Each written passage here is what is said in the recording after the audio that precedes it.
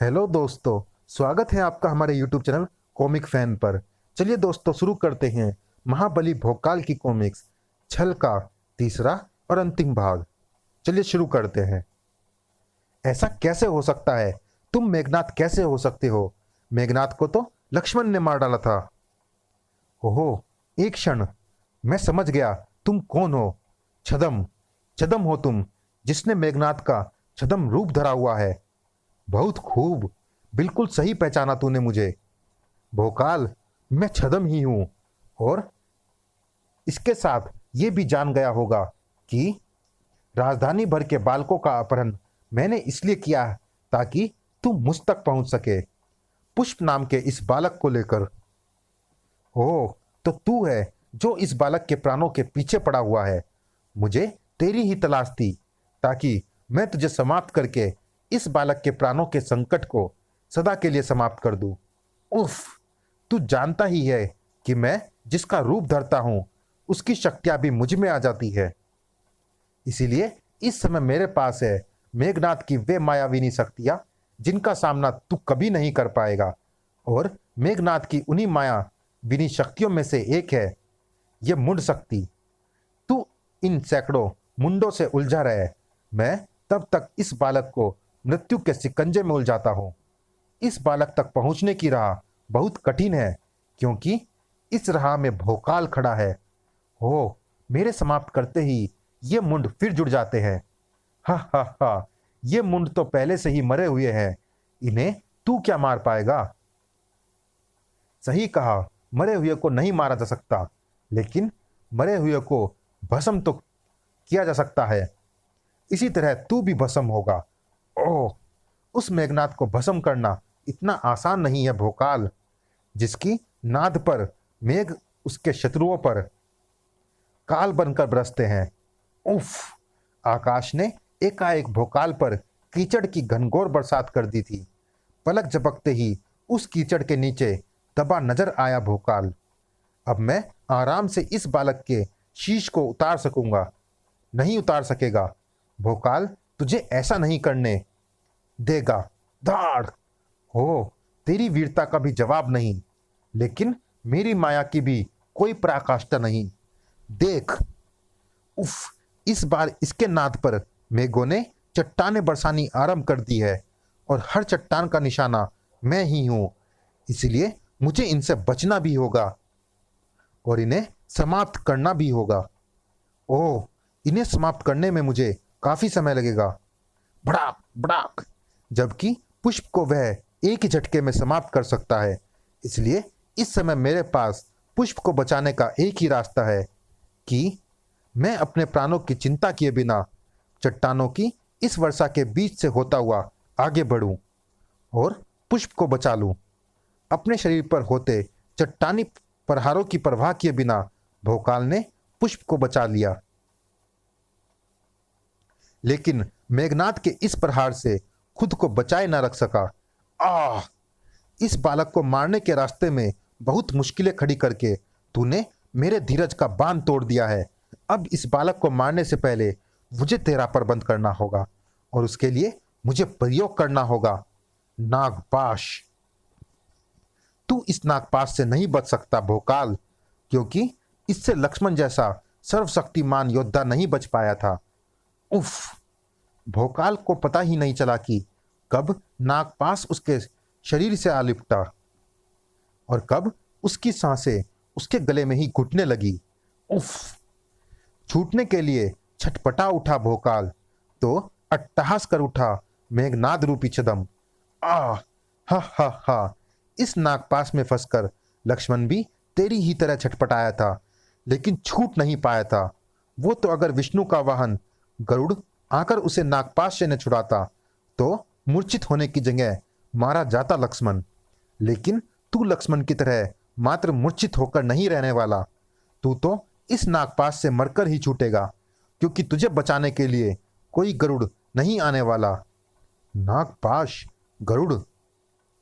गरुड़ देव कहते थे कि बड़े होकर मेरा सामना किसी बहुत बड़ी शक्ति से होने वाला है, इसलिए वे मुझे कई बड़े बड़े वारों की काट की भी।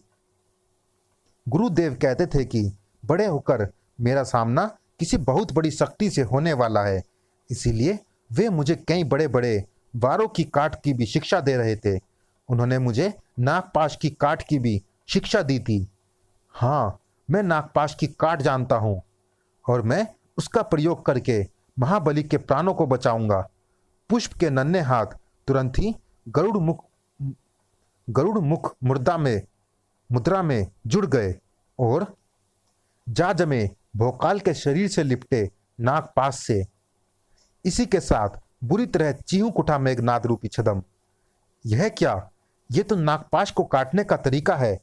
ओह, इसका मतलब तू नागपाश की काट जानता है। विलक्षण, अति विलक्षण बात है ये। पीड़ा से तड़पते भोकाल ने भी बोझिल होती जा रही अपनी आंखों से पुष्प के उस विलक्षण प्रयास को देखा था। आह, जिस नागपाश को मैं अपनी समस्त शक्ति और प्रयास के बल पर नहीं काट पा रहा हूं, उसे काटने का उपाय पुष्प जानता है। धन्य है आप महर्षि अखिलेश, जो आपने इस छोटे से बालक को एक महाशक्ति काटने की शिक्षा दी। आह, परंतु क्या मेघनाद बने छदम के सामने पुष्प इस नागपाश को काट पाएगा? तुझे भोकाल से अलग करना होगा, वरना तू मेरा सारा बना बनाया खेल बिगाड़ देगा। ओह, मैं भी कितना मूर्ख हूं जो तुझे भोकाल से दूर करने के लिए धक्का दे रहा हूं, यह जानते हुए भी कि अगर नागपाश की काट करने वाले व्यक्ति के हाथ नागपाश पर जम गए तो उसे मामूली धक्कों से नहीं, प्रचंड शक्ति से नागपाश से अलग किया जा सकता है। आह, छदम पुष्प को नागपाश से अलग करने के लिए उस पर घातक प्रहार कर रहा है। आई! परंतु मैं विवश हूं कि मैं कुछ नहीं कर सकता, क्योंकि नागपाश के अत्यधिक तीक्ष्ण विष के प्रभाव से मेरी शक्तियां इतनी क्षीण हो गई है कि मेरे लिए आंखें खोले रखना भी कठिन है। आह, भोकाल कुछ नहीं कर पा रहा था। मेघनाद रूपी छदम सभी कुछ कर पाने के लिए स्वतंत्र था। हो, ये पूरे जी जान से नागपाश को काटने में जुटा हुआ है, इसलिए मेरी यह प्रचंड शक्ति भी इसे उससे अलग नहीं कर पा रही। मुझे अपनी शक्ति की प्रचंडता बढ़ानी होगी। आह, छदम ने पुष्प को नागपाश से अलग करने के लिए अपनी प्रचंड शक्ति छोड़ दी है। मुझे उस शक्ति को पुष्प तक पहुंचने से रोकना होगा। अपने पैरों के पास पड़ी अपनी ढाल को उसकी तरफ उछालकर, लेकिन क्या मेरे पैरों में इतनी शक्ति बची है जो इस ढाल को पुष्प की तरफ उछाल पाए? अरे ये क्या? ढाल को उछाल सकने की शक्ति मेरे पैरों में वापस लौट आई और इसके साथ ही मेरी शारीरिक क्षीणता भी समाप्त हो रही है। अब मैं फिर स्वयं को पहले जैसा शक्तिशाली अनुभव कर रहा हूं और साथ ही अनुभव कर रहा हूं कि मेरे शरीर से लिपटा नागपाश कमजोर पड़ रहा है और मैं इसे अपने शरीर से अलग कर सकता हूं। इधर भोकाल ने नागपाश को तोड़ा, इधर पुष्प का शरीर लहराकर नीचे आ गिरा। उफ, यह बालक भोकाल को नागपाश से मुक्त करने में सफल हो गया। मुझे इसे तुरंत ही समाप्त करके भोकाल को दोबारा अपने किसी शिकंजे में फंसाना होगा। अब ना तू इस